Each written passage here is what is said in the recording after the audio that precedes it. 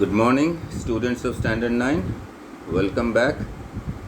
This is the third video associated with the chapter In the Kingdom of Fools from your book Moments. It's your chapter number 4.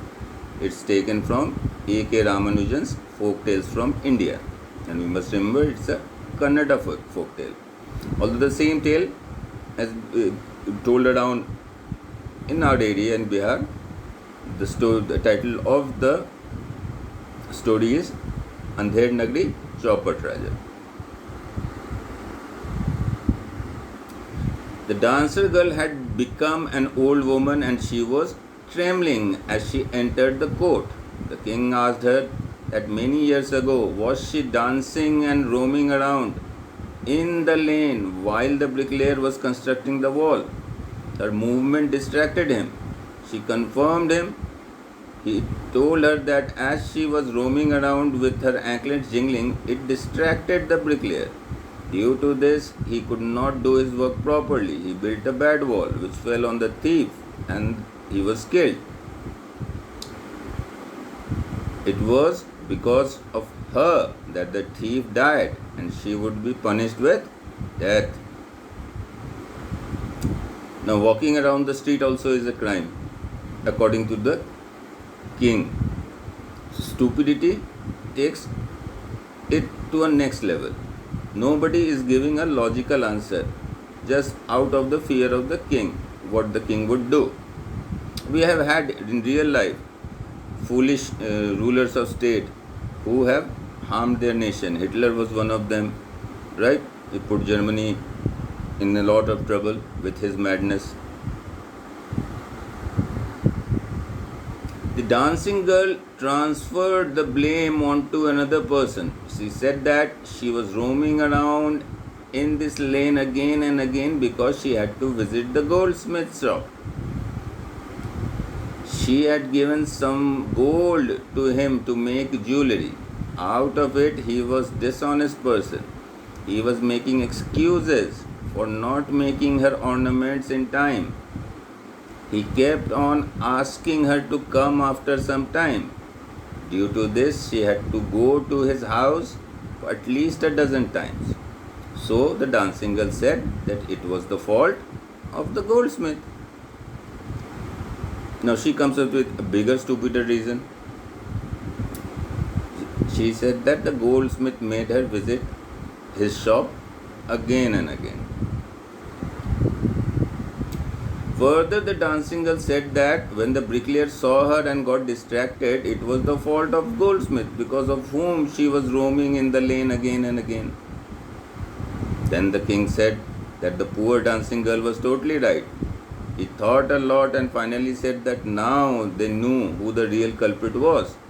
He ordered to bring the goldsmith.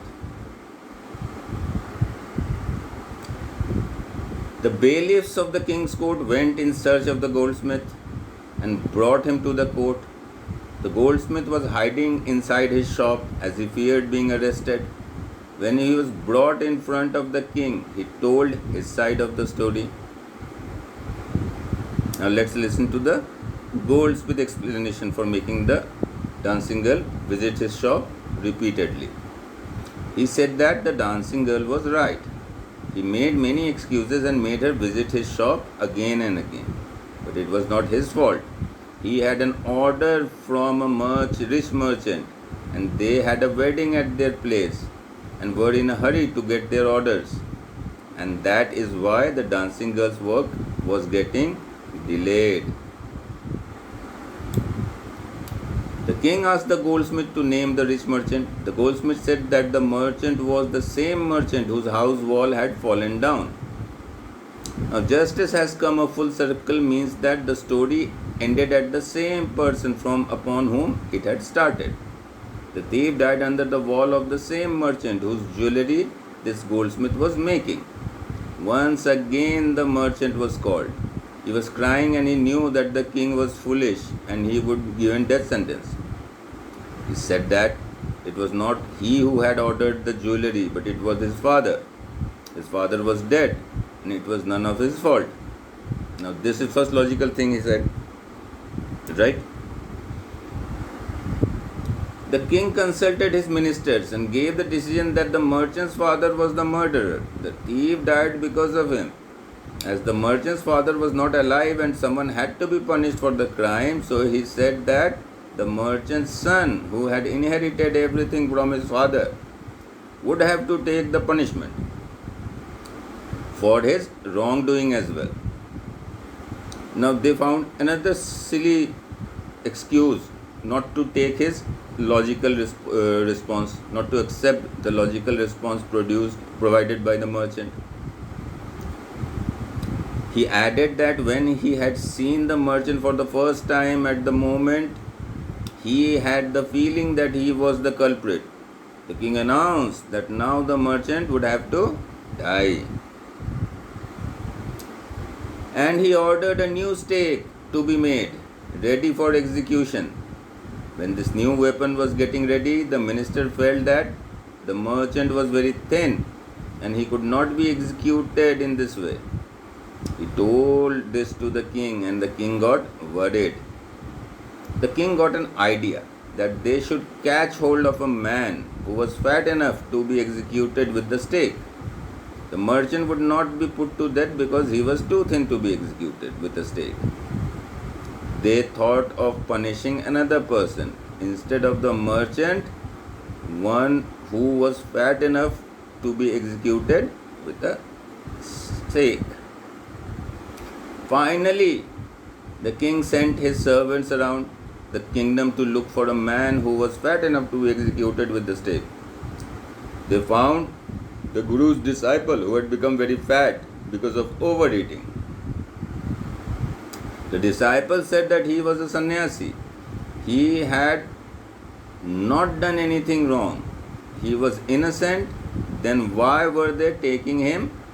The king's servant said that he was innocent, but they were ordered to catch hold of a fat man who could be executed with the stake and he was fit for it. And that is why they were taking him along. So that is it. The disciple then was taken for execution. This takes us to the climax of the story. What happens at the end? Does the disciple manage to save his life, or he gets punished for not listening to his guru's advice that actions of fools are unpredictable and illogical, hence they are very dangerous to stay with? And he had left, but the disciple didn't listen that because of his greed towards eating tasty food that had blinded his senses. And should he get punished for that? We'll figure that out in the next video. Till then, goodbye.